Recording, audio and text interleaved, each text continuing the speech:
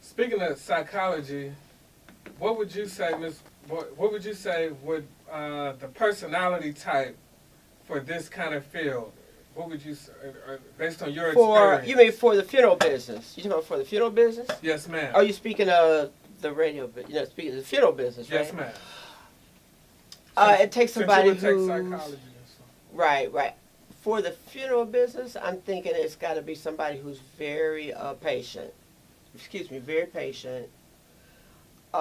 Somebody who believes in their work as being a ministry, because it really is, because you're helping people who sometimes can be very difficult to work with, and yet you got to be able to keep yourself out of that mix personally. You can't take it personally, and so you've got to be able to know that this family is hurting and they're in pain, and you've got to minister to them.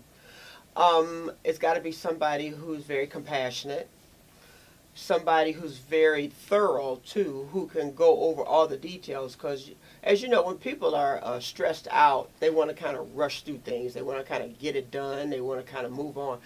And actually, when you're making a funeral arrangement, my job as a funeral director is to really calm that family down, make them feel at ease, make them feel like they don't have to be pressured, that I'm there to listen no matter what. Kind of lean into the conversation with them and let them know that I'm really there to help them. You got to be a genuine person. You got to be sincere. Because, people, especially when they're grieving, they can read you pretty well. You know? Yes. They can pick up on whether you're concerned or whether you're not concerned. If you're just kind of sitting there and like, oh my God, here we go again. You've got to be able to just be very patient and just very calming to that family, very reassuring.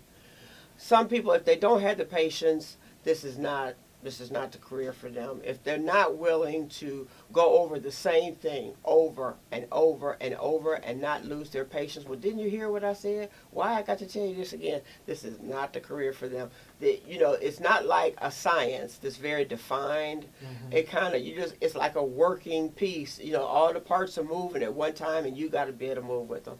It's a very demanding emotionally. Funeral directors can come out of an arrangement. You can just feel drained because you feel that, you feel that tension in the air. You feel that sadness and that depression. So you've got to shoulder that and focus it and get people. So when they're leaving out of there, they come in there and they got all this baggage. And usually all the baggage in the family, at some point, and maybe not in that conference, but at some point in all those plans being made up for that funeral, they all rise to the surface. So usually all the drama in the family will come out, all those skeletons that have been held in the closet. And that funeral director has got to mold this family with all these issues going on, the monetary and the emotional, and what did my loved one really want for themselves, all these things that I've got to make decisions and make them in a short window of time, and they got to be right the first time. So the burden, I got to take that burden from that family and sculpt it and create this beautiful home going. So at the end of the day, they're saying, it was worth my time to do this, and I made them feel better. How do you not take that home? How do you? Sometimes you do take it home. I mean, you take a lot of it home, and you've got to be able to, nurture yourself and take care of yourself, as well as you take care of others. You take care of your family, and you take care of the families that you serve and the employees that you work with. We at the Boyd Funeral Home, we usually have a small number of employees. We don't have 200 employees or 100 employees. We have maybe about 30 employees that we work with constantly at 2 locations. So we're a family, so we try to kind of look out for each other. And I mean, you always have your personality conflicts no matter what business you're in. Some people you get along with better than others. But we tend to kind of backstop each other, and we listen to each other, on all levels of their life. So yeah, we take some of it home, but we try to be very supportive of each other too. But it's funny you say that, because a lot of times funeral directors will wind up maybe drinking too much, because that's their escape.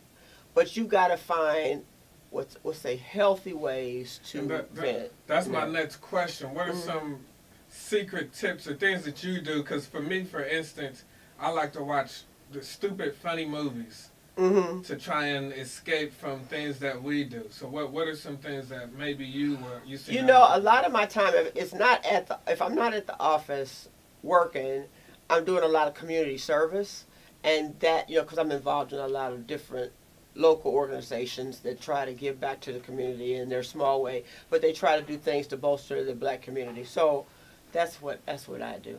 Some people are very active in church.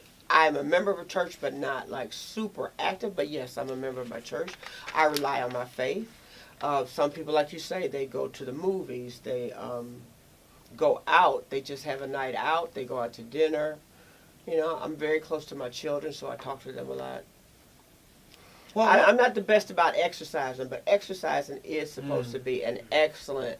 You know, we've had a couple of stress management workshops at the funeral home recently, and the basic things I had two different. One from the clinic, and one came from the clinic. A nurse named Angela Wilson over at Langston Hughes, over here the campus, and one from Cornerstone of Hope, which is a grief resource center on the west side. I mean, in Independence, and they both said the basic things: you got to be good to yourself, you got to get rest, you got to eat right, and you got to exercise.